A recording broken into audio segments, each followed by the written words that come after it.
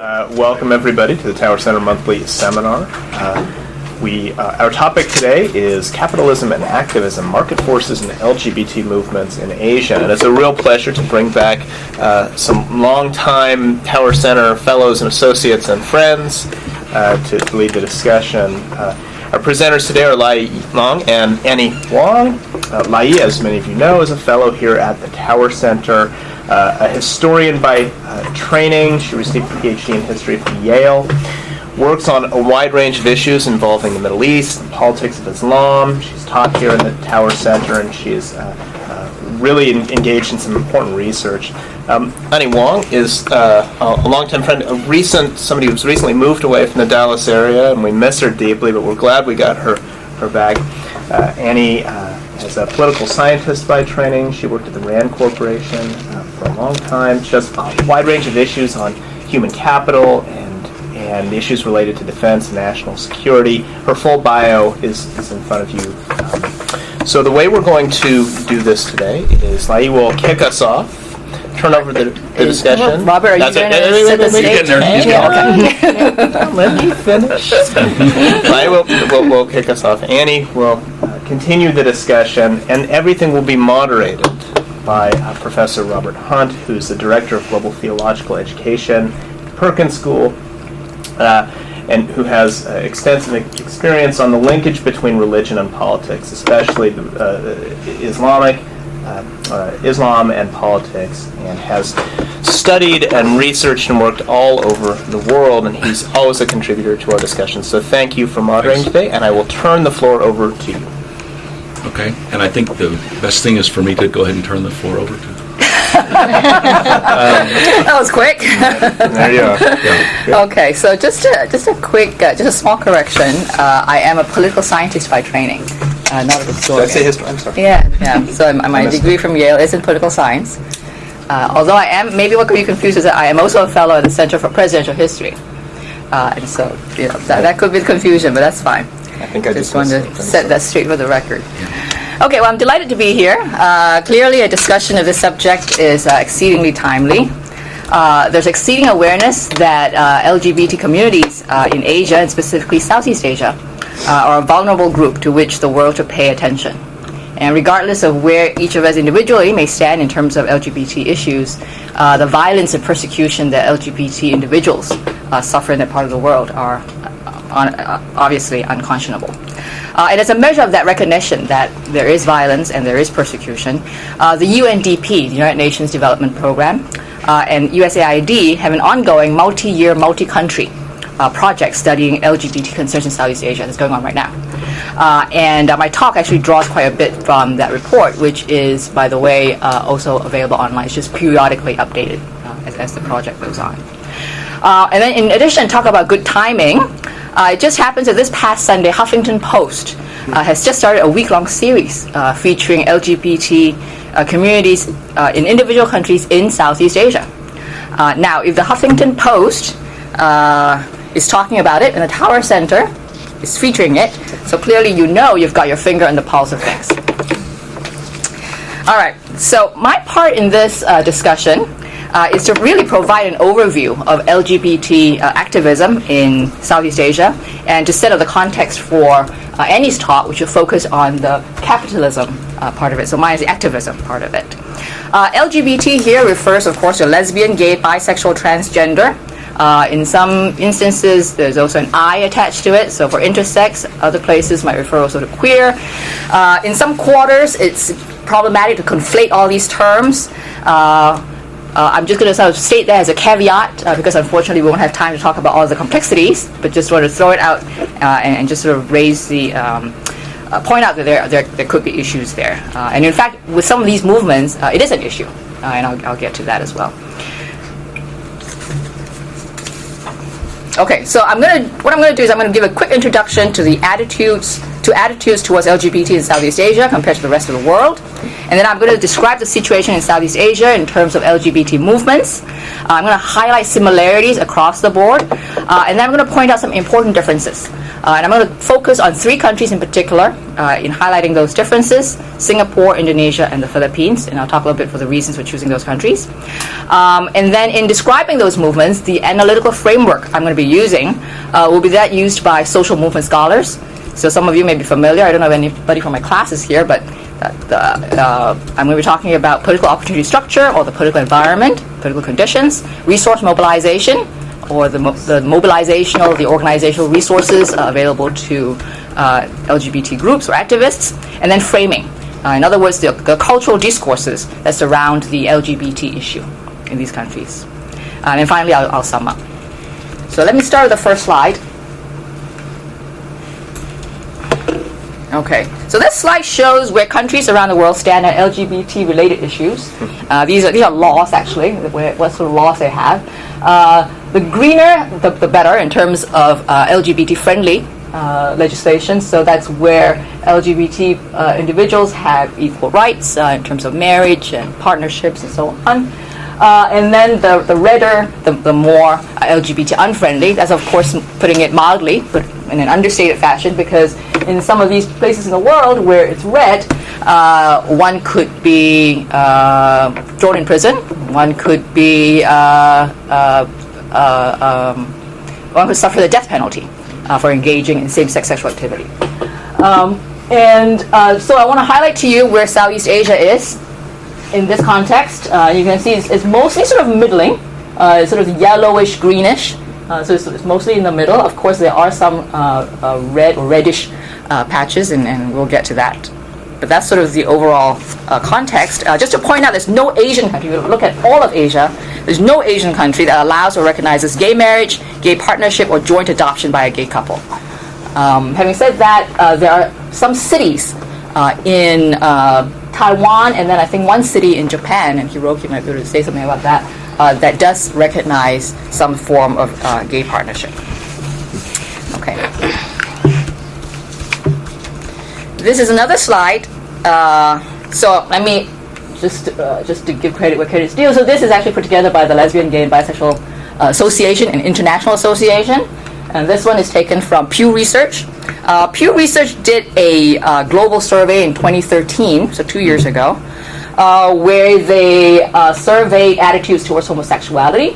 And you can see, if you sort of zoom in on Southeast Asia, that Southeast Asia has some interesting, has a wide range of attitudes. So you've got the Philippines, where 73% say homosexuality should be accepted by society.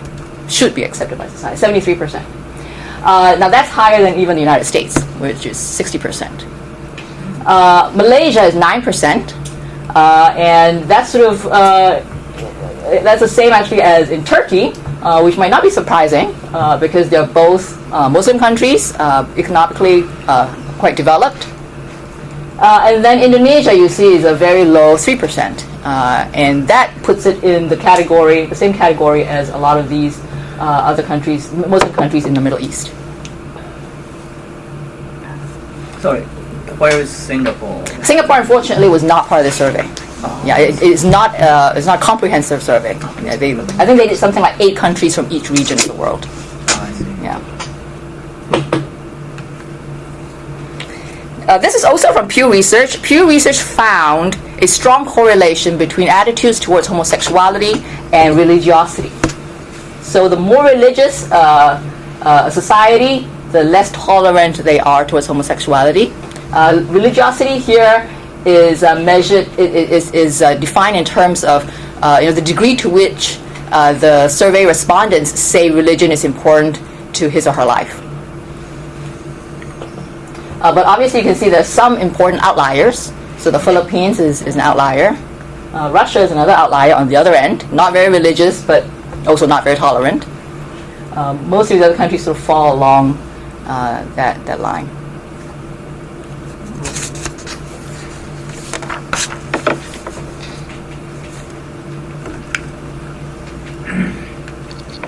Okay, so now I'm going to turn towards the LGBT movements in Asia. First of all, I want to highlight the fact that the language of LGBT, what we use, it doesn't always translate perfectly into the Asian context. different Asian societies have different terms for homosexuality, for transgender, and sometimes they are mixed up. So, for instance, in the case of the Philippines, the term third sex is used both for homosexuals as well as transgender people, but at the same time, knowing that these societies have their own terminology, have their own cultural references, there's no denying the influence of Western culture. So, in more recent years, LGBT activists in these countries have also subscribed to the label LGBT as used in the West. So, I just want to be sensitive. I want us to be sensitive to these underlying cultural complexities when we talk about LGBT movements in Southeast Asia. So some broad similarities across these movements. Historically, there exist cultural references to individuals that defy the binary gender dichotomy of male-female in many of these cultures. So we've got ritual healers, for instance, what we may sometimes call witch doctors, who are either intersex or transgender. And sometimes they actually hold fairly high social status. There's also extensive evidence of cross-dressing in theater and performance, in adult initiation ceremonies. There are lots of folk stories. There's worship of intersex deities. So the idea of ideas that transcend the male-female binary are quite prevalent. Having said that, of course, colonial rule did complicate some of that. So in the case of Singapore or Malaysia, the introduction of the legal framework from the UK. In the case of Indonesia, which used to be called the Dutch East Indies, you've got a legal code from the Netherlands. And in the case of the Philippines, legal influence from Spain. And these have, all of them really, introduced or made concrete sanctions against same-sex sexual activity. So very often these legal frameworks are called heteronormative. Right? They idealize male-female relations and exclude and in fact denigrate and stigmatize other types of gender relationships. So in terms of present-day LGBT movements, most of them, in terms of having a significant organizational presence, really emerged in the 1990s. What are some of the factors that led to their emergence? One, increased HIV/AIDS awareness and the involvement of governments in the region that saw LGBT issues as a public health policy matter. Two, increased political liberalization. So this was a time of Marcos being overthrown, Suharto being overthrown, and in the case of Singapore, Lee Kuan Yew stepping down. So this was a time when there was a sense of greater liberalization. There was some expansion of public space with civil society groups. There was more discussion of issues of human rights, of civil liberties, and so on. And then, to give some credit to the Clinton presidency, the Clinton presidency's rhetoric on human rights at this time also encouraged the rise of many of these of NGOs that supports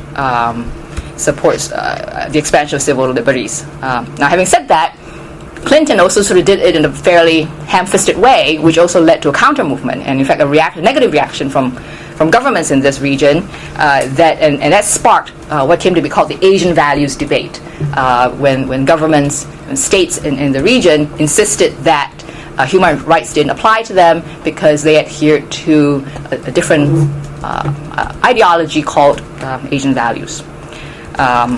Nonetheless, largely, the political environment was conducive to the growth of these movements. So the form that these movements took, at least as they started, were really small local groups.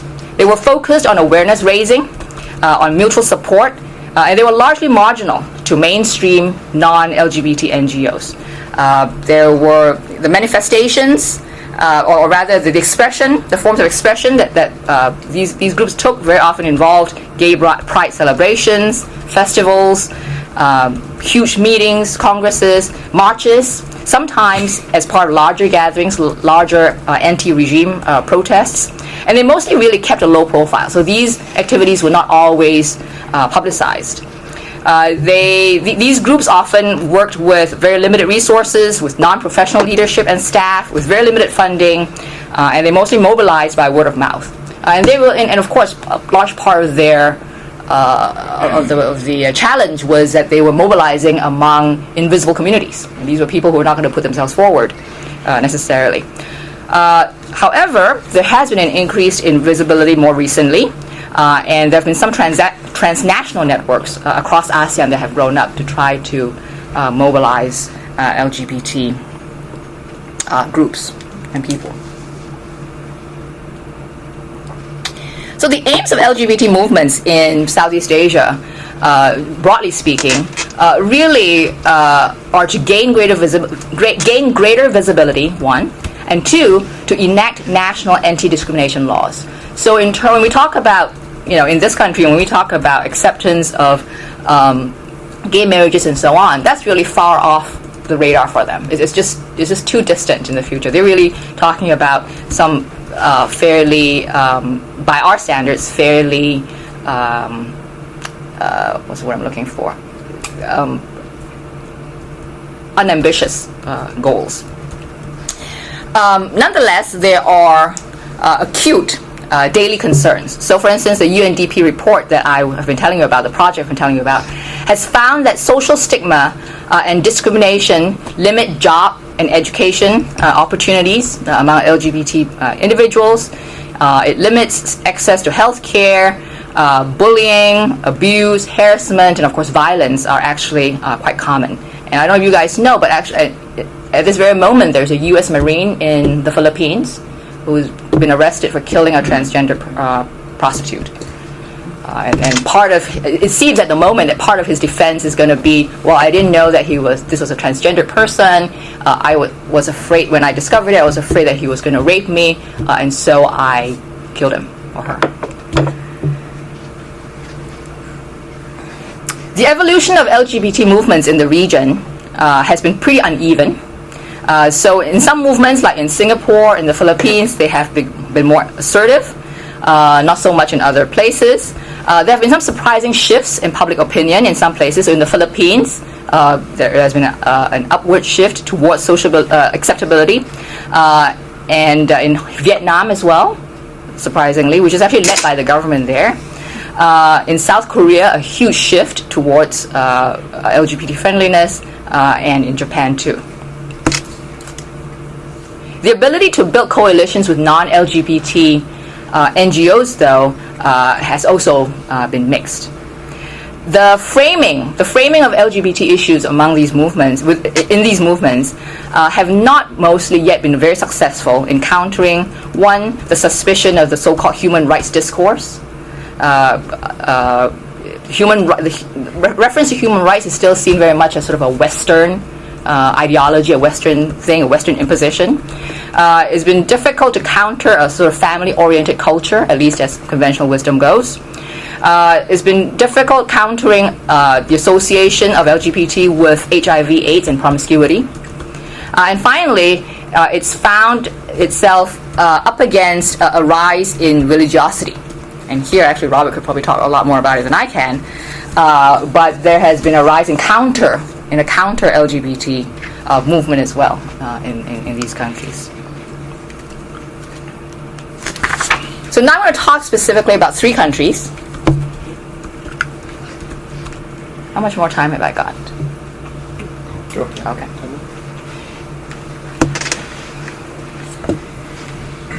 So these are various UN resolutions on human rights that have been signed on by some countries in Asia. The ones highlighted are the ones that I'm going to discuss. So you can see that there have been those that have been supportive. Thailand, the Philippines, Vietnam, Timor-Leste. Indonesia, Malaysia, and Brunei have come out strongly against. And then Singapore has abstained. And this is, by the way, it's actually a combination of different resolutions. So different countries have signed on to different resolutions.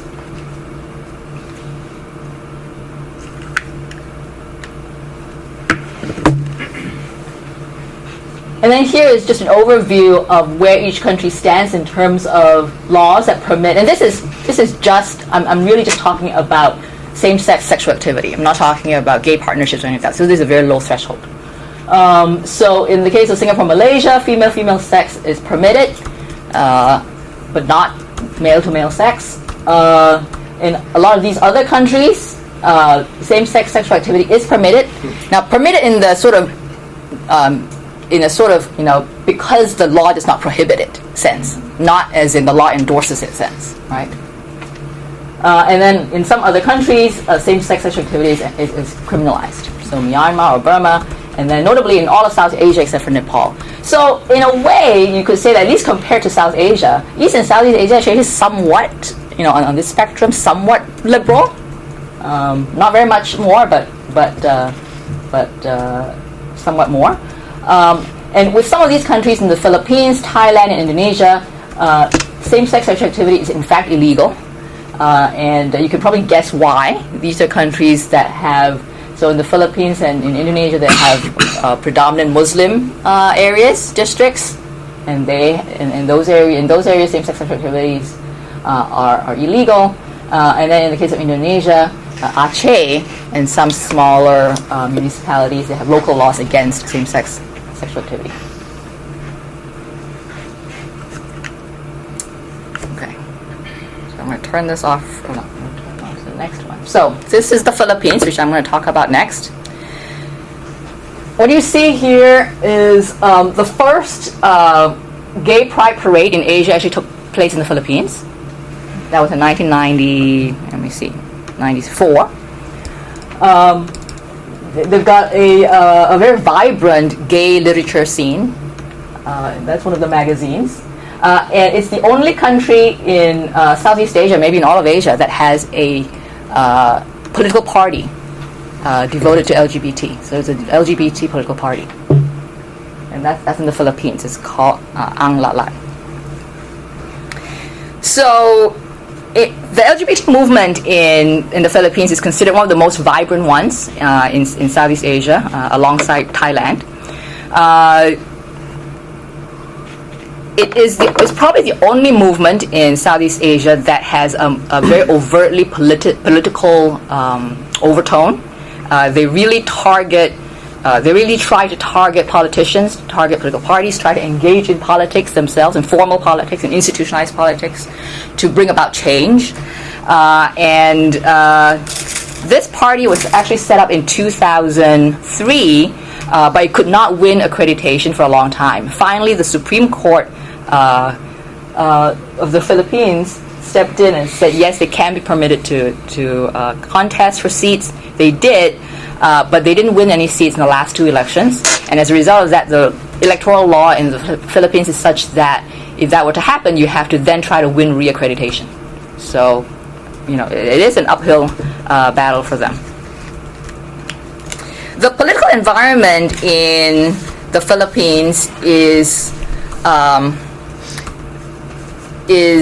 a challenge, despite the fact that they've got this vibrant movement. For a number of reasons. One is that they are merely one of many groups in a democracy, Philippines is a democracy, that has to jostle for policy change. And the LGBT movement, despite being a vibrant one in comparison to movements elsewhere, is a small one. There's just no denying that. It's also up against very strong opposition from the Catholic Church. So some 80% of Filipinos are Catholics. And the church has strong allies in established political parties, in the big political parties.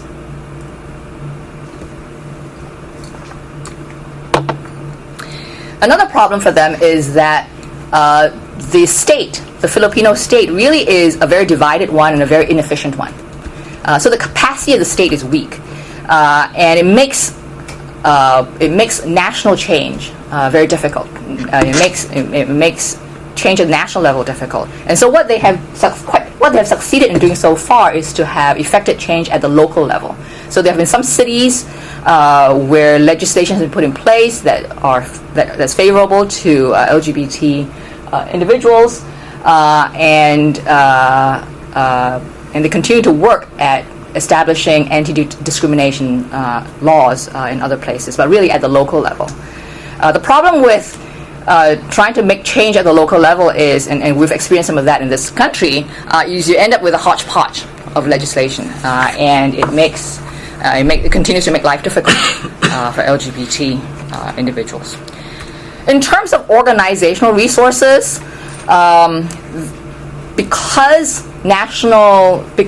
change at the national level is difficult, it discourages the formation of a national umbrella organization. So there's not necessarily a lot of coordination among these various organizations.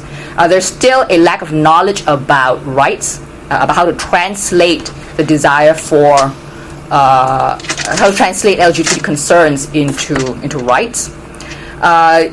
They do have allies among non-LGBT NGOs, but there's still a problem in a Catholic country of overcoming prejudice, and in the case of the Philippines, more so than in some of the other countries I'm going to talk about, there are also important class and regional differences.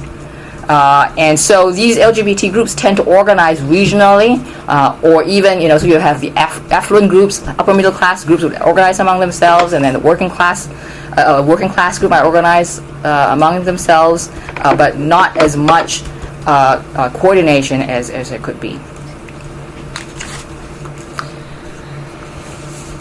And so in terms of framing the LGBT issue, the movement in the Philippines tends still very much to be focused on sort of smaller concerns like anti-discrimination rather than larger issues to do with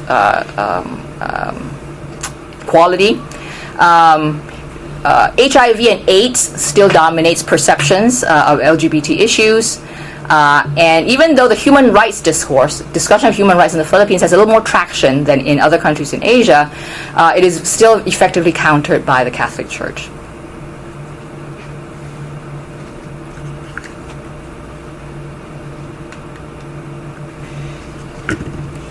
Now this is Indonesia. Indonesia, that shows a gay pride parade or demonstration in the heart of Jakarta. There's some literature that's been given out about LGBT. This is a transgendered woman who, like many transgendered individuals in Indonesia, in fact in the region, has been forced to work in the sex trade because of discrimination against them in employment. And then finally, here's a picture of taken in Aceh, where that's a member of the religious police. You can see him lecturing women about how they ought to dress. And as we speak, there are two women, I think this was last week or the week before last, who have been arrested, who have been detained because these two women were spotted hugging in public. Two women hugging in public have been detained on suspicion of homosexuality.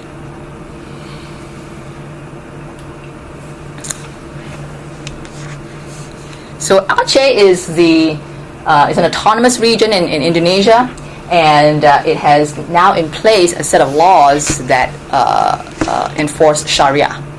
And Sharia, by the way, in Aceh for the time being applies both to Muslims and non-Muslims. Okay, the LGBT movement in Indonesia.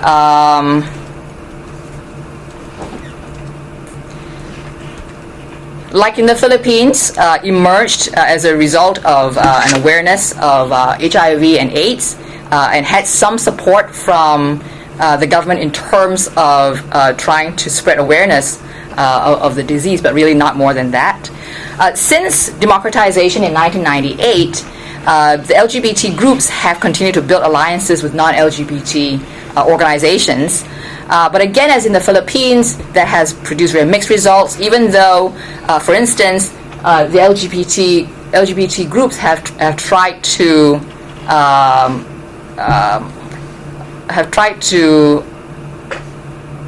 acquire representation in the Human Rights Commission, which is a national commission in Indonesia.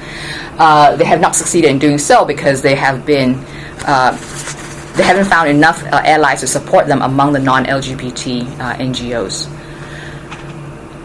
So today there's actually a relatively large number of organizations in Indonesia that's devoted to LGBT issues, and across something like 28 out of 34 provinces.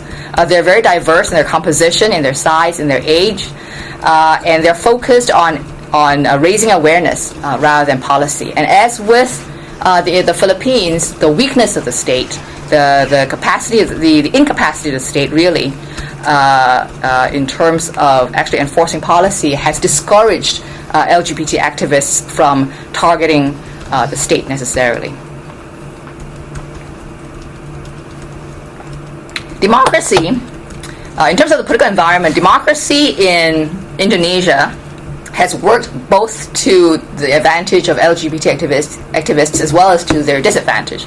Advantage because obviously there's now more political space to advance the cause, but also to their disadvantage because there's also open space to other groups, specifically hardline Islamic groups that have come out. And in many cases, for instance, in the case of public protests or demonstrations, have actually attacked these demonstrators, and the police more often than not have stood back and said, "Hey, you know what? Sorry, this is homosexuality is a sensitive issue. We cannot guarantee your safety." Now, of course, the irony is precisely in situations where citizens' safety ought to be guaranteed, that the police ought to step in. But that's when they step back and say, "Too bad, sorry, maybe you should just cancel your event." So that's sort of the attitude that the LGBT activists very often encounter. In terms of mobilizing resources, it's again very, there's a mixed picture. Often LGBT groups do get funding in Indonesia from overseas, from the EU, from the US, from Australia, but they are for very limited activities. So again, limited to sort of public health issues, for instance, and there's not a high degree of professionalization. So in contrast to the Philippines, where the movement is, the outcome we're seeing is, okay, you've got specific legislation in certain areas, in certain cities that are increasingly pro-LGBT or LGBT friendly. In the case of in Indonesia, we're seeing the reverse, where increasingly in cities, we're seeing supposedly Islam-inspired legislation that outlaws that discriminate against LGBT activity.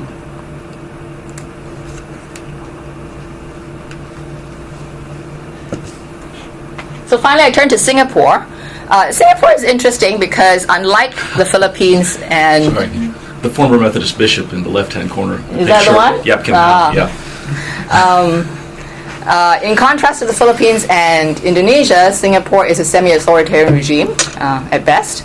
But in some ways, one could argue that the LGBT movement in Singapore is actually perhaps faring the best. The movement there really did not arise until the late 1990s. And really it's thanks to the rise of the internet. In Singapore, information is very closely regulated, and it's really been the rise of the internet that has allowed activists to coordinate and to share their stories and to mobilize. In Singapore, the first Gay Pride Festival was held in 2005, and then in 2009 was the first Pink Dot event, which gathered together pro-LGBT supporters, and this is quite remarkable for Singapore. Anyone who knows Singapore will realize how remarkable this is. So when they first organized this, there was something like 5,000 attendees in 2009. As of this year, back in the summer, I forget, was it July perhaps, or June? I think it was June. In 2015, 28,000 people attended. Singapore is famously apathetic. Singaporeans are famously apathetic. So to get 28,000 people together, the population of about 5 million people, in a public square, where the government has not been involved, there's no mobilization by the government, is incredible. And it really says something about how well the LGBT movement in Singapore has coordinated and built alliances with non-LGBT groups.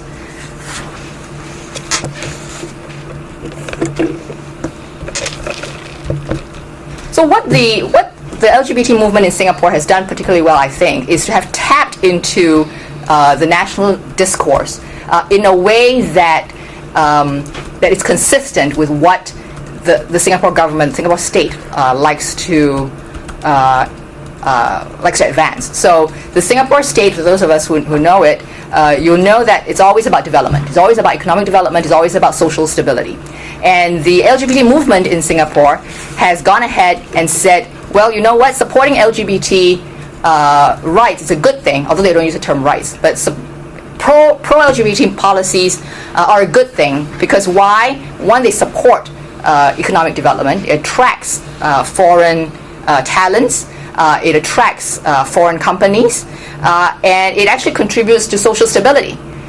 Because who are these LGBT individuals? They are part of our family. It has sort of tapped into the movement has tapped into the national discourse of inclusivity, of unity, almost sort of a diversity within unity. And as I said, they have done very well in building allies among non-LGBT groups. They are also far more professionalized than groups that we have seen in these other countries, in the Philippines and Indonesia, in part because people in Singapore are generally much more illiterate, much more access to foreign discourse. But I want to stress that in the case of Singapore, that it has been a very pragmatic type of resistance, a very pragmatic type of movement. It has kept very closely to within the legal framework. It has not tried to use the human rights discourse, and that seems to have worked to its advantage so far. So in summing up, and I probably have gone on for far too long. In summing up, I want to say that LGBT movements in Singapore, in Asia, have found themselves up against a value-laden discourse that is anti-rights and anti-Western, and that forces of globalization and transnational activism are constantly being mediated through local political conditions that are specific to each country. And I think now Anny is going to talk about some of those transnational forces. Okay. Thank you. Well, we know that LaiYee has done a fantastic job giving us a lot of details about what's been happening in these countries, laying the context for it. And so, today's session, activism and capitalism, actually, Josh helped to come up with these two terms. Not only do they kind of rhyme, but they really are related in that sense, because we've seen through LaiYee's remarks a kind of domestic, local, civil society movement, a bottom-up force for change in these societies. What I'm going to call out is the role of multinational corporations, the role of big business in particular, being an outside force. Also, in many ways, contributing to, I think, this discourse and change in these societies.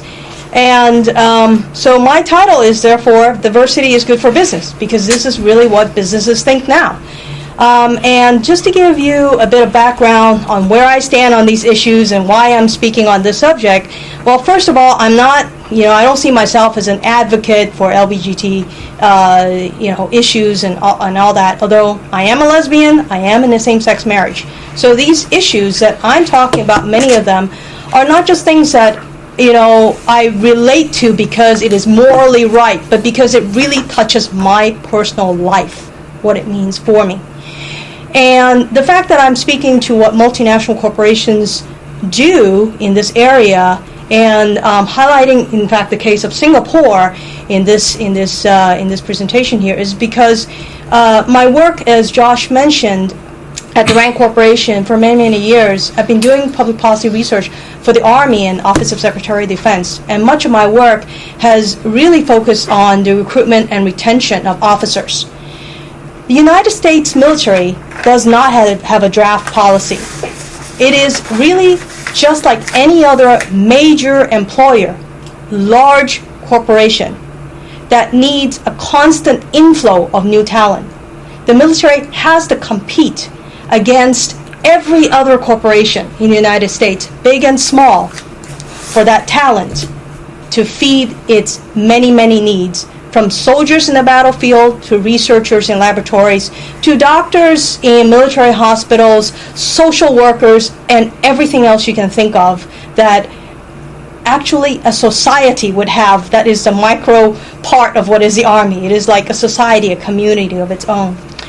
And so also in the last several years, I've been doing quite a bit of research analysis consulting for business clients.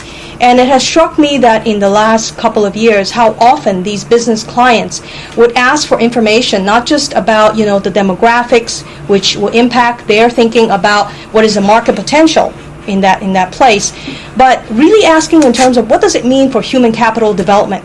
What does it mean, even more specifically, in the recent past 18 months, there have been clients who even ask specifically, what is their treatment of LGBT? Why? And you'll get to understand some of this as we get into my remarks. And also I want to call out that, for those of you who are here today, certainly I would not say that I have, all the answers to what we'll try to address here, but I hope it does open up some questions. It does spur your thinking, because I think these issues will touch your lives very likely in one way or another. Whether you're an employee of a corporation, whether you're a supervisor who will have to handle the personnel issues that will touch on these issues, or because a certain family or friend might also be touched by these issues. So, what do I do next? Just want to underscore again how important Southeast Asia is to multinational corporations and the global economy. Southeast Asia alone has about 600 million people, and they are a fairly young population. That's 100 million more than the European market, which is an aging market. Beyond that, through these waterways that flow through, as you can see, Malacca Straits, for those who you might know, the area, or Lombok, all these straits that you cut through, 25% of the world's trade flow through this region. A third of the world's natural gas flow through this region, from Qatar, from Saudi Arabia, up to Japan, to Korea, to China. If not, they have to go a much longer way. And also, about a quarter of the world's crude oil and petroleum products. Again, same idea, flowing this direction out. Now, in the news today, we're going to see if Congress would lift the ban on export of crude oil for the United States. If that happens, there will be a new route across the Pacific over. So that will change part of that story, perhaps. And the Trans-Pacific Partnership Agreement that has just been negotiated, it will have a huge impact on this region in terms of making them much more attractive locations for businesses to go there, to open manufacturing operations, to open all kinds of businesses. For instance, do you know which is the country that's the top call center support country for the American market? When you call American Express, dial 9 for a representative, do you know who is that person answering that call? Where that is? Philippines. The Philippines. The Philippines quickly surpassed India as the #1 BPO call office center for the United States. Why? Because American customers said, I cannot understand that Indian accent. And Filipinos grow up with an American culture, with American cultural sensibilities, American humor. They can relate to an American client. So businesses, remember this, always do what is smart for their bottom line. That's why diversity is good for business. Now, MNCs, multinationals, as I said, diversity makes good business sense. Why? Because recruiting talent is expensive and it is highly competitive. Would anyone here, maybe some of you have spent time in the business sector, try to guess how much it costs even to recruit a mid-level manager? 3,000? Higher? Right. Anything from 3,000 to 8,000 at least. And that's why head-hunting firms make good money. It costs a lot of money to recruit the right person. And companies know they want to get the right person for the job, because without which nothing will happen in the company. You can have all kinds of,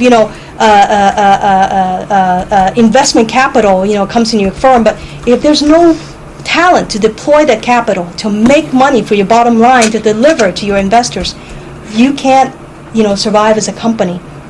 And also, after all, in that sense, diversity has helped to grow and adapt business to new market segments.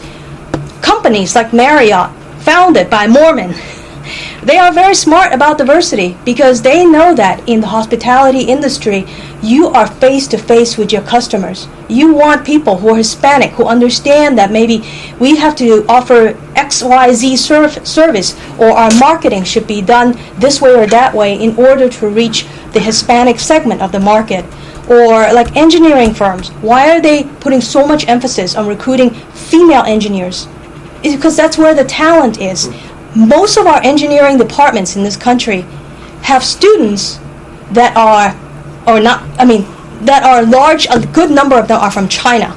And these are not people with U.S. citizenship, which means they would not qualify for security clearance, which means your company then cannot bid on the big DoD contracts, Department of Defense contracts. You need American citizens who hold engineering degrees. If there are not enough male U.S. citizens who are engineers, get the females as well.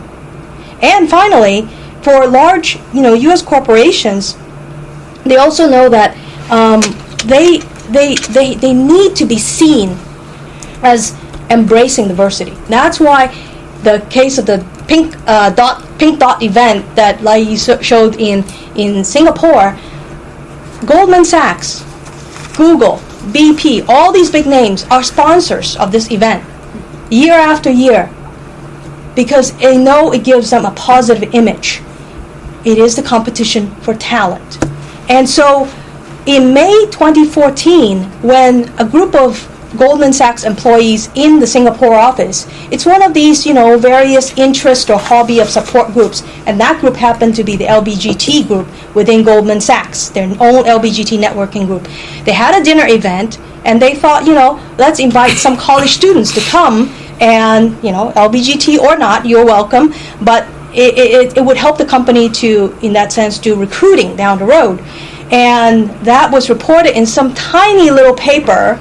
And the Minister for Family and Family Development and Social Development caught wind of it and made a statement saying that these foreign companies should respect local culture and context, and that these companies should not venture, quote unquote, into policy advocacy for causes that sow discord amongst Singaporeans. The Singapore government, despite being very practical in many ways, still have the colonial era anti-sodomy laws on the books. And one could say, well, is it because, as the government says, 80% we surveyed of Singaporeans still say they oppose same-sex marriage, or that 20% of Singaporeans are now Christians, another 15% Islam, and 30% Buddhists. I think Buddhists are more pragmatic, but most of the Buddhists are Chinese, and in that sense also the cultural values might play into their view about homosexuals, same-sex relationships, and all that. Not to mention, Singapore had a very violent start to its history back in the 60s. So the government is always trying to avoid any instance that might, as they say, sow discord in society. And so this is the situation as LaiYee has related to us in Singapore today. There are still anti-gay laws on the books. They are rarely enforced. Rarely, but they still are enforced every now and then, and that they can be enforced. So if you're a lesbian like I am, you're a little, more fortunate in your situation. But ultimately in Singapore, I think the situation can be described as you can be gay, but you can't be gay. Okay? If you understand what that means. And these laws, my gosh, the titles of them. Section 377A of the Penal Code, outrageous on decency. Another one, to prohibit outrageous against modesty. And they basically try to cover all bases. But even the government itself, by 2003, lifted its prohibition on homosexuals from being employed in the Singapore civil service in positions that are considered sensitive. It's a competition for human talent. And so, yet in recent years, the National Library Board still had removed children's books from public libraries and schools that they say focus on stories about same-sex couples, two male penguins bringing up a little penguin kind of thing. And in 2013, a local man there brought suit against his employer alleging harassment, discrimination, and ultimately forcing him to resign. And he sued on the basis that Article 12 of the Singapore Constitution would provide equal protection of the law. But the Supreme Court did not agree with him because the Constitution says all persons are equal before the law and entitled to the equal protection of the law, but it only specifies that on the basis of religion, race, descent, and place of birth. It does not explicitly bar discrimination against gender, sex, or sexual orientation. And two other cases in 2013 and 2014, again at the High Court and Supreme Court, basically affirming the legality of these laws. Now, Singapore, as LaiYee had alluded to, I mean, it really is a practical government in many cases. And in case I like to focus on Singapore, and in many instances, this kind of applies to the Philippines, but even other Southeast Asia countries, or any country in many sense, I think. But Singapore, far more so, and that's why I focus on it. Singapore really built its economy over the last 4 decades, surely on good governance, a lot of hard work by its people, but also it could not have done it without the multinationals. Singapore's government's economic development strategy has always placed MNCs at the center, attracting multinationals to bring in the capital, to bring in the know-how, to bring in the trading links with the world. And as Singapore today is the world's top producer of hard disk and these are high-end hard disks and many other electronic equipment. All that is tied to the fact that it has this MNC presence in Singapore. It is also one of the top ports in the world. It is situated, as I show you in the first map, in a very good location when you have a production chain that is, the just-in-time kind of delivery. It is central to its development strategy. And as Singapore tries to also move beyond manufacturing into higher-end manufacturing, MNCs will play a central role, as well as its move now into the service sector in finance and banking in particular. And when you think of finance and banking and many of these new areas that the Singapore government is trying to grow into, it's all about people. And so already Singapore has made, I think, important strides as a regional banking and finance hub, and also it recognizes that it needs to do more, and that's why I think part of like the Pink Dot event, the organizers apply for the permit to hold the event, not marketing it as an LGBT event, but as LaiYee related. It's more about love, family, community, kind of event, and the government still granted it that permit then, year after year. This last year, indeed, the number had grown so much, and that group tried to get a bigger space, maybe a different park area. I'm not too clear about specifics. But the government refused to give it that space. They said, you can stay where you are, but we'll still give you the permit. So the government is still like trying to, be practical, that people, society is changing. MNCs know that, these days you want to attract the talent. It's not just about attracting gays. It's about attracting people to a place where they'll feel it's friendly, it's vibrant, it's dynamic.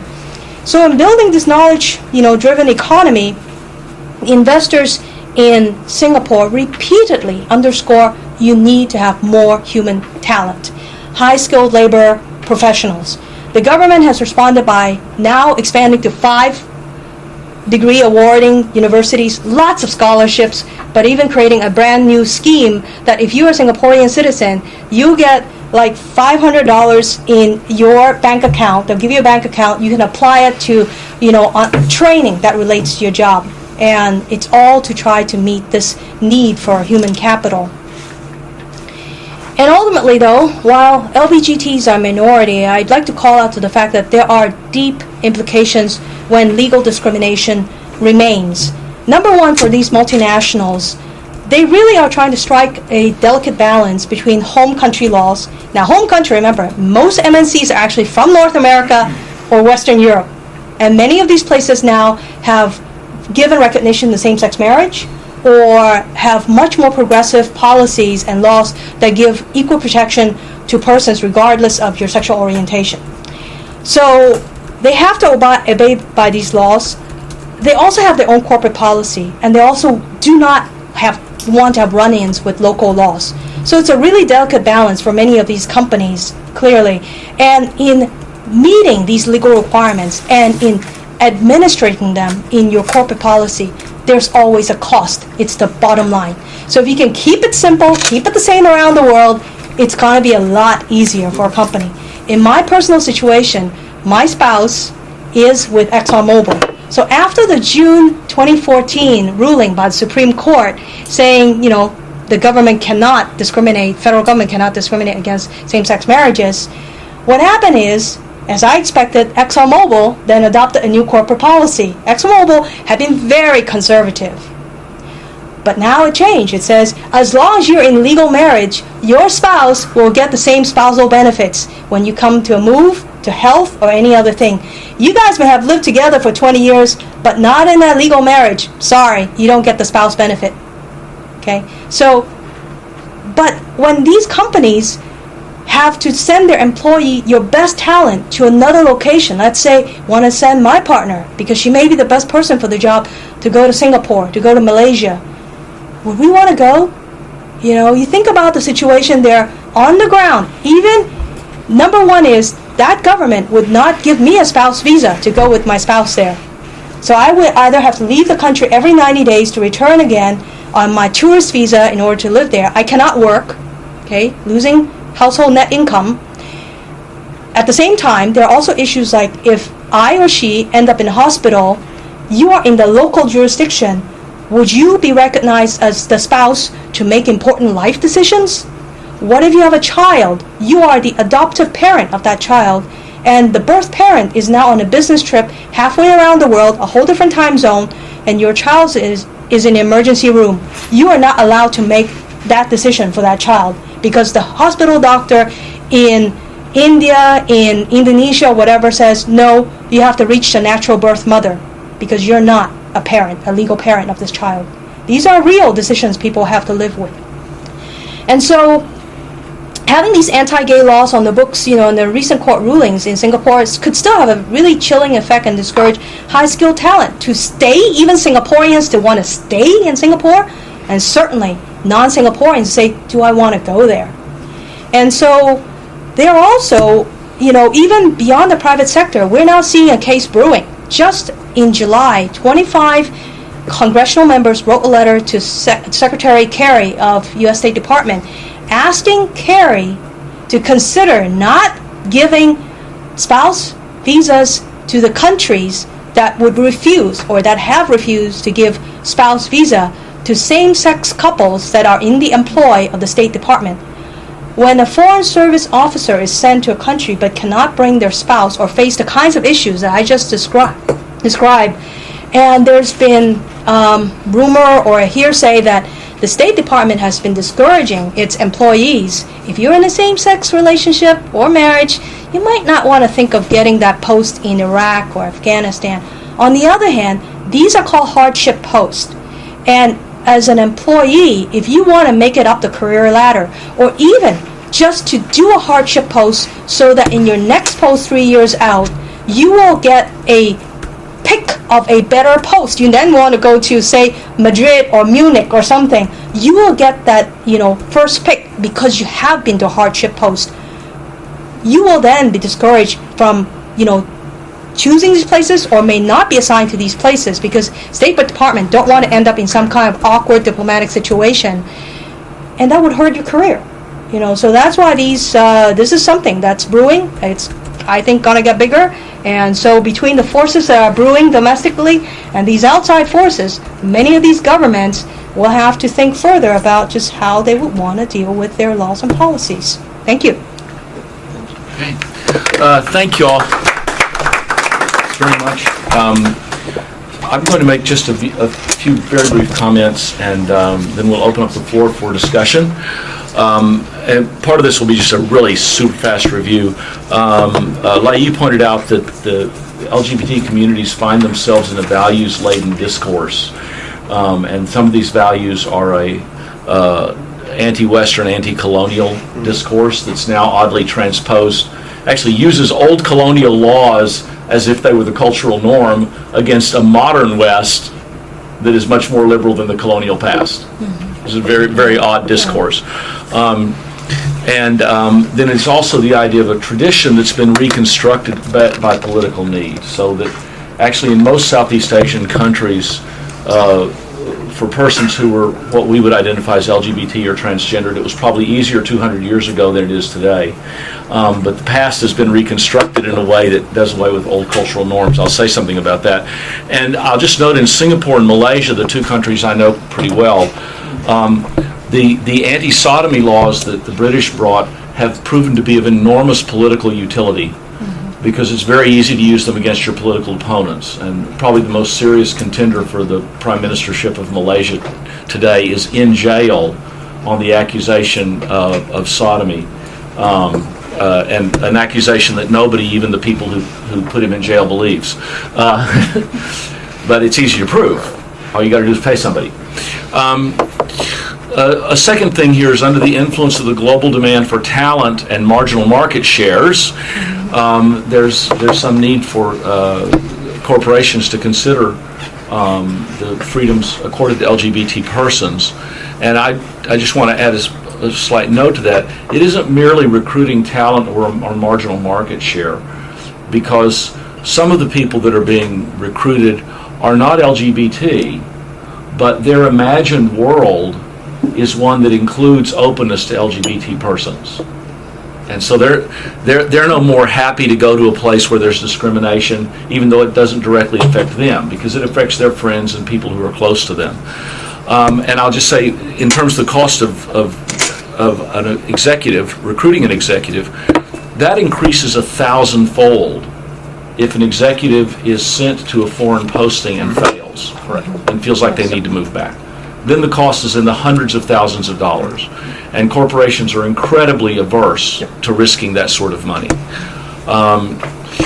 And then, of course, there's the last thing is these deep implications of the difference between home country laws and country laws overseas, and it works both ways.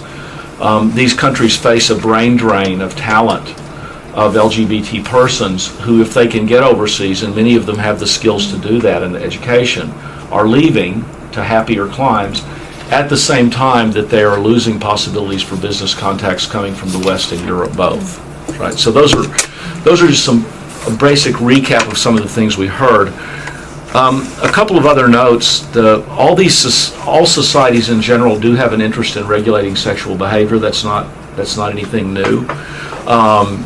However, in these societies that we've talked about, there's also a complex set of mixed cultures. In Malaysia and Singapore, you have Chinese, Malay, and Indian. The same cultures have a deeper influence and larger influence in Indonesia, much less so in the Philippines, which is more Chinese and Malayo-Filipino culture. And those older cultures often had their own ways of dealing with LGBT persons and gave them a positive place in a kind of a framework of sexual relations. But those are also overlaid now with religious cultures, and LaiYee brought out the point about religiosity. The two most important of those religious cultures are Christianity and Islam. And in particular, transnational Islam or Wahhabi Islam, which is very fundamentalist in its form, and evangelical fundamentalist Christianity. A journalist in Asia once characterized Singapore as a fundamentalist Christian theocratic state that happens to have 80% of its population be non-Christian. But it's worth remarking, over 50% of Singapore's parliament is Christian. Well over 50% of its lawyers, its doctors, its most wealthy businessmen. And they are conservative Christians. So they have an influence in Singapore society that far outweighs their numbers. So we could say then that there's this sort of contestation between older cultures that had their own ways of dealing with LGBT persons, between colonial culture and its religious supporters, and we include colonialism here in the form of Islamic colonialism coming out of Saudi Arabia today, and kind of a Hindu colonialism, conservative Hinduism that moves in the areas where there are Hindus found out of India. All three of those colonial influences are active with a very conservative religiosity. And then the fact that that's in contestation with new global norms that are being determined by people who want to identify with global human rights movements, who want to be seen as with it and cultured.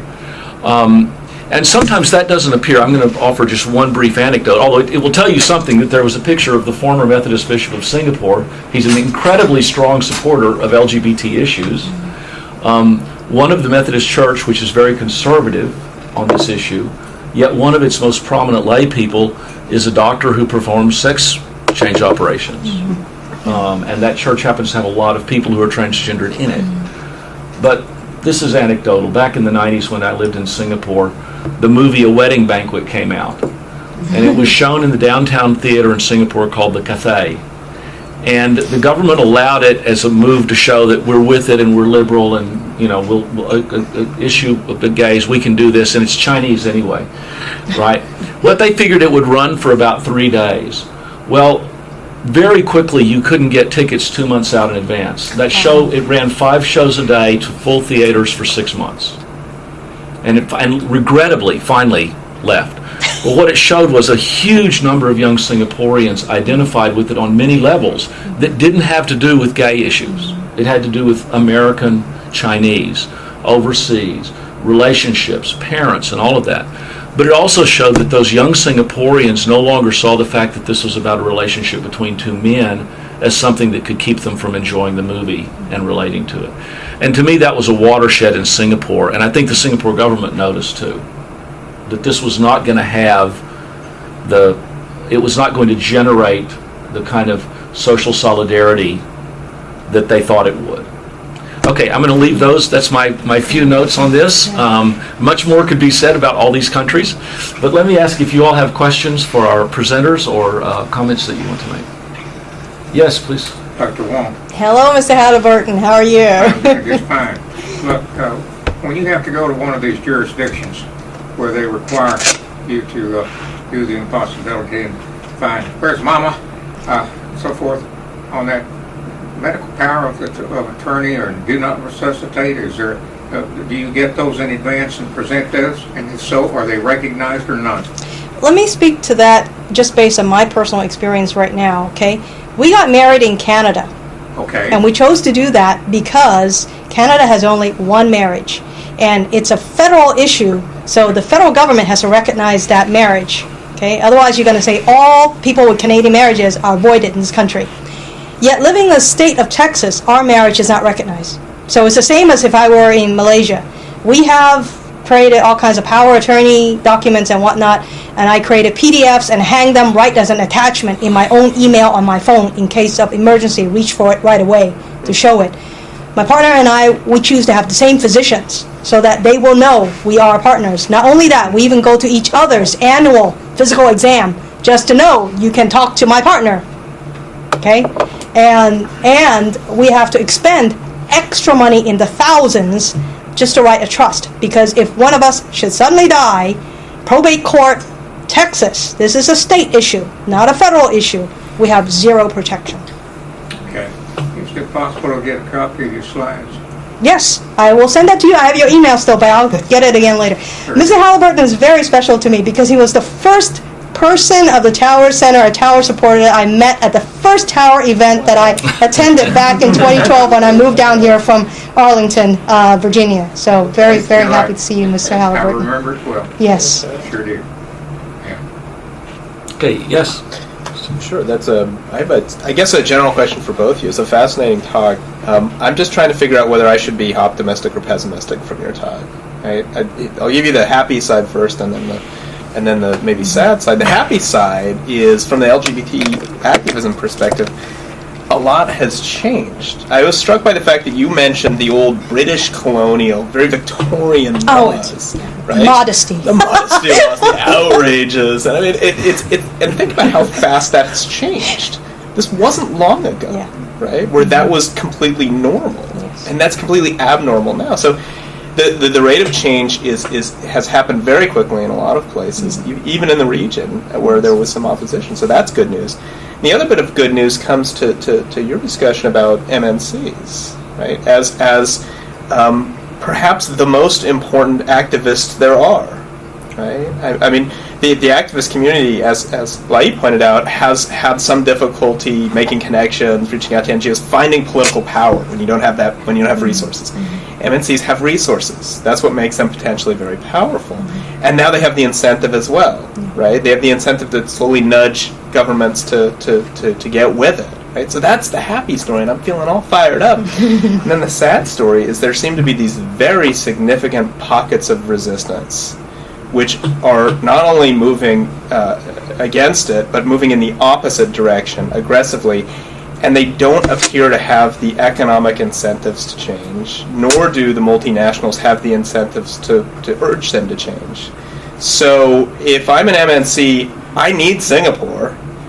I don't need Aceh. So is the future where we're going to have a patchwork in Southeast Asia, where you're going to have slow but steady progress in some areas, probably, but in other areas, just indefinite retrenchment? I think I tend to be more pessimistic than optimistic. I think there really are a lot of entrenched forces that would make liberalization in this area difficult. I think it will move very, very slowly. I think MNCs are going to adapt, as MNCs do, because they're very pragmatic. I think MNCs will come up with their own little strategies to get around some of these concerns. But it seems to me that certainly in Indonesia, certainly in Singapore even though, Singapore is about it's called Asia Light, because it's about as Western a country is going to find in Asia. I think the social resistance to it really is so entrenched, and the more and here's a sad story about democratization. I mean, democracy means that majoritarian views actually count. In the case of Indonesia, certainly the majority, some 93%, are very strongly against homosexuality. Now, having said that, though, in the case of Indonesia, which I happen to know quite well, very often when you do surveys like that, so for instance, they've done surveys about Sharia in Indonesia, and they'll say, do you support Sharia? And a lot of people, an overwhelming majority would say, yes, we support Sharia. But then when you actually go down into the specifics, do you support stoning for adultery and so on, they'll say, oh, no, and they start stepping back. And it may be the case here with homosexuality. It may be the case that once you get into the specifics, people will start stepping back a little bit. But by and large, I think I'm pessimistic. I want to offer a more optimistic view. In this sense, one, I think LaiYee's pointed out something really important, which is at the top level, people who identify strongly with religion then think it brings along a set of social values, and they just automatically respond to those. But in a place like Malaysia, there's actually strong resistance to having religious police going around and enforcing these rules, okay, including among Malay Muslims. So it's not just resistance by Christians. And Malaysia may be a kind of a test case here, because although in many ways it's a country that, because of its embrace of transnational Islam at certain levels of government, is very much on the cusp. It is the wealthiest of the countries next to Singapore in Southeast Asia by a very, very long way, has the most developed economy, has the highest standard of living.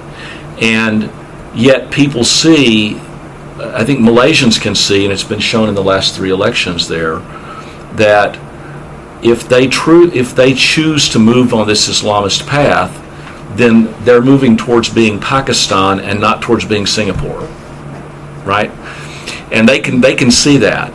And my optimism stems from the fact that eventually, I think, in these societies, they'll see that they really have a choice. They can join the global economy and begin to move out of this very, very undeveloped poverty that's part of them, or they can. But they're going to see in Singapore, they're going to see in Malaysia examples of what they could be if they tried. And I would hope that would mean that Aceh, in fact, Aceh already stands as a strong negative example in Indonesia. The rest of Indonesia can see what that leads to. So I'm more optimistic. I think people will look and see. But it's not going to happen fast because the values are very conservative. And people themselves will compromise. They'll figure out how to work underground. That's what happens in Kuala Lumpur. You know, when I was at the University of Malaya, met a lot of people who were gay. Okay, in fact, I saw a lot on my last trip there. So, yeah. Myself, I think just a little bit of a mixed picture, because the case of Singapore, it is a very developed economy. It is moving from manufacturing into high-end manufacturing, which is, again, much more about skilled labor and professionals. Yeah. And also it's trying to develop the service, banking, insurance sector. All of this is all about human capital. So that is why I think it really stands out in that sense, where MNCs could really have, I think, a positive impact, even to the case of Goldman Sachs after that whole event and the backlash from the minister. Goldman Sachs said, yes, we lost one client who even told us that they terminated our contract with us because we are pro-LGBT, or that we do not discriminate against LGBT. But they said in the larger picture, we're sticking with it, because they know that that's the direction that they have to go. However, if you have a situation like Indonesia and Malaysia, where a lot of the MNCs are actually involved in the primary sector of mining, agriculture products, you're not talking about human capital. So where MNCs would have that influence is going to be far less, because MNCs do not need to deploy that many of these international people there. Yeah. And I think the other divide you will see is between the urban, not to say even elite, just urban population in many of these countries versus the more rural, because this day, this time, you and me will have more in common with someone that is like us, a university graduate working maybe as a university professor or as a professional in Jakarta, in Manila, than someone who lives, 150 miles to us out west, who does not have a university degree, There are certain sense of those global values and whatnot. Now, the case of the Philippines really is very interesting. I actually grew up in the Philippines. I'm glad to see where it is in the data that LaiYee showed. And the Philippines is different in its religiosity. I think you also have to understand, within the culture, the Filipino culture, there's a very large live and let live kind of view about life. At the same time, because the Philippines doesn't have good infrastructure, and it's such an archipelago of over 7,000 islands, it has not gained an edge in the manufacturing sector in attracting global investors. However, it has the human capital, and like I said, because they relate to American culture, blah, blah, blah, they have been doing so much of the BPO call center. These businesses are about human capital.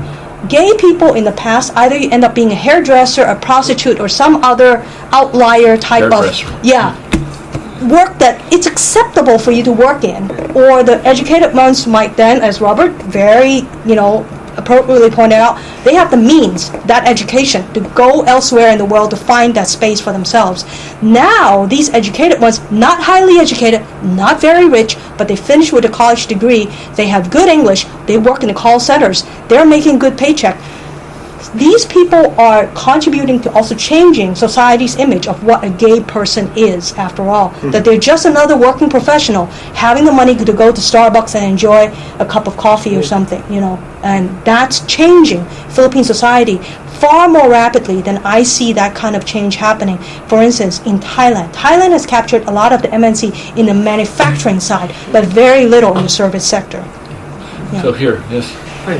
Thank you for the talk. That was really interesting. I wanted to ask you about a follow-up on this question of MNCs. So as I understood your argument is that the profit motive has aligned itself in some way with diversity. Correct. But the profit motive is what's driving that, and diversity happens to be agreeable at this point in time. But I think I heard you speak that more directly to MNCs and the profit motive, but I'm not sure if you would make the argument to smaller scale businesses that the profit motive can also have a positive impact on diversity at a smaller scale. I think it can, but a lot of smaller companies might not see it that way. There may not be such a thing as a corporate policy for a smaller family-owned business. It's more the founder's view of the world and how he applies it to his own business. I think, Robert, I'd like you to share your example that she shared with me before we got started this afternoon. Wait, which one? The one about the guy who used to work for a big company and now working for, advising a small firm. Yeah. So we were talking about the fact that I have an old friend from East Texas who worked for a very conservative American corporation in quite a high level, a Fortune 100 company. that like many such companies had realized that its policies and stuff needed to become more friendly so they could recruit good talent into Texas. But when he retired and took another job advising a much smaller but rapidly growing East Texas firm, he now finds himself having to advise the president of the firm that the president's going to have to rethink his understanding of things for the firm to continue to grow. So this conservative East Texan is now, I want to grow and I want to get outside the state, I want to attract executive talent and this sort of thing, but I may have to change my attitude towards hiring people and towards open policies, that sort of thing. And I think that is where, I would add, I think this is relevant in Southeast Asia too. All the same, As, a paper recently published in Foreign Pacific Affairs that I was part of the conference pointed out that some of the largest Chinese businessmen in Malaysia and Singapore are self-identified conservative evangelical Christians. And so these are people who are now in a conflicted role between deploying their particular moral values in the corporation and continuing to do what they do very well, which is to make a lot of money. And because many of them are converts, and sometimes that convert, in some cases they converted precisely because it would draw them into an evangelical Christian world in the U.S. of potential investors and partnerships. It's really conflicted, right? So for some of these smaller businesses where they intersect is sometimes, as in the case of like U.S. government, in purchasing things from the market, there are all kinds of regulations governing how the federal government purchases things. So there are certain contracts that has to be for small businesses that are run by minority individuals, and your business has to be X number of employees or less kind of situation. So there could be such instances where even MNCs, they buy services from these smaller companies, and when they buy these services, they'll say, well, you're not diversity friendly, not to just say gay, but even disability and everything, that we may not want to buy from you, kind of thing, because you're against our corporate policy. So that's another way where MNCs, because of their buying power, they too can have an impact. I actually, to the point, I want to go back to Josh's question, and then I actually would vote more for optimistic side, and I have a kind of empirical reason and theoretical reason here. Empirical reason is, and look at the United States in the 1990s, like liberal President Clinton says that there's no way to legalize the gay marriage, and now actually President Obama says yes, sure, and then it was changed, right? And then, even in public, there is no way to legalize the gay marriage. So things changed, and even in the United States. So I think that this is an issue that will be changed very quickly once change starts. The reason that the things change very rapidly once change starts is this is an issue. The cost of the change is. Cost of the change is dispersed, but benefit of the change is concentrated. So in that case, so the majority of the people's attitude is, well, I have a kind of very weak preference, but so if things change, well, that's okay. That's actually the kind of the majority of the cases. So in that case, the policy change or the public support tends to become like a tipping point. So once once things the public support passes certain tipping point, overwhelming majority will start supporting it. So and then this is actually what is the model, economic model presented by Michael Che. We invited for Interdisciplinary Institute this February, and he presented a very esoteric mathematical model about if the cost of the change is dispersed, but the benefit of the change is concentrated, then that will happen. So I think this is actually the to what it's sooner or later. Well, but question is going back to LaiYee, what might slow down the change? what is the most important or problematic factor to slow down the change? Before answering your question, though, I have to disagree with you, in your optimism for these, because I don't think the U.S. and in the region we're talking about here is comparable. The U.S. has a tradition of civil rights, or at least protest for civil rights. Is a tradition of sort of court-led, opinions that support the expansion of these civil rights, all of which are absent in this region. I think in this region, the attitudes towards LGBT we're also starting from a very low threshold, so to speak. We're talking about 3% in Indonesia, 9% in Malaysia that support, that think that homosexuality ought to be acceptable in society. So for those reasons, I think that they're just not comparable. Now, as for your sort of political economy model, Yes, which is an economic model. So, which is very compelling, in terms of rational choice. But I think this is one of those things that is sort of, I think it's a values-laden discourse. I think it's also tied up with nationalist discourse. I think it's, I think many people, many groups, many interests in that part of the world do see seeing LGBT through the lens of human rights as a non-starter. That's just not how this issue is seen in that part of the world. So it really has to be advancement of LGBT interests in that region has to take a different path. And so that's why I think I have to disagree with you, both empirically and theoretically. I concur with LaiYee. When you look at the countries that she listed, actually, I have far more optimism if that place, even Asia and elsewhere in the world, is both, number one, more economically developed, more into now a tertiary sector economy. It's all about human capital. So you put more value on the human person. And the second thing is that, as we have seen, places that are Muslim faith are actually far more hostile environment. And when the state would use religion too, as Robert pointed out in the case of Malaysia, I think it doesn't call for optimism. You think of even Vietnam, Japan, Korea. These are more Buddhist societies in a way, even though in even Korea, very large Christian population, there's still a lot of discrimination against gay people and all that. But it is also slowly changing because of, I think, in my view, the kinds of situation where there is economic development, where when you have almost people having just a one child kind of thing, if your child, you may be against this whole idea, you cannot embrace that notion, but when you discover your child is the one that's gay and that's being hurt by society, then you might change your views.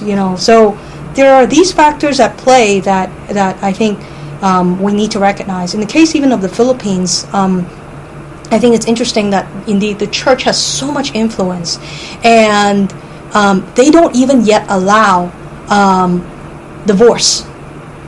My friend actually is a politician, and years ago he tried to advance a bill to legalize divorce. Why? Because he knows, and we know, we live there, grow up there, so many men would have second and third wives, and the first one abandoned, and without divorce, there is no legal recourse for alimony or any kind of protection for the woman, for the child.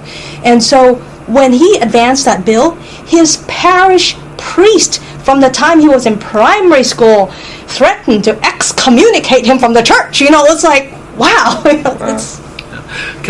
I want to complexify this, though, one bit, because nationalism is very strong in all these places. Yeah. And at least Malaysia, which I know, and I'd be curious about Indonesia, part of the nationalist Malay Muslim discourse is that who we really are as Malays are not Arabs. And so we reject the Islamist discourse. We look back at our own national history. We think our indigenous Islam, which actually had room for LGBT people, is more legitimately us than this imported thing. And to the extent that a nationalist discourse that comes back from an earlier Chinese culture or Malay culture advances, then it also resists some of this. But that's a very open question to me. I'm not sure how it is in Indonesia. what force that has. Yeah. I think in Indonesia there is some awareness of this sort of pre-Islamic, right, Yeah. pre-Christian discourse. And certainly, I mean, when I've been in Indonesia, there's always been, when I talk to people, there is awareness that, oh yeah, there's certainly ethnic minorities where it's still the case, who are non-Christian or non-Muslim, where they are aware that there are these sort of genders that transcend the binary one. So there is sort of some general awareness, I think. But I also caution against, I think, overstating the influence of the pre-Islamic or pre-Christian discourse or acceptance of the third gender, or the third sex. Sometimes I just wonder if anthropologists sort of tend to play that up a lot, and there's something to it. But I think we should be careful about overstating that. Yeah. I think in Malaysia it plays a much bigger role than Indonesia. Okay, but anyway, it's time. And well, as always, when you have a great discussion like this, sometimes you carry over a little bit, but it was certainly worth it. I want to just take this opportunity to thank our moderator Bob and our speakers LaiYee and Anny for a terrific discussion. Thank you all for coming and for your questions.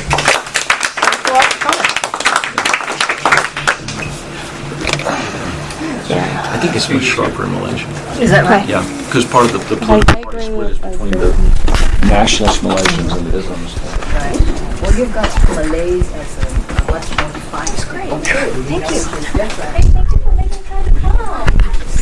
Oh, great. Yeah. I don't know if that-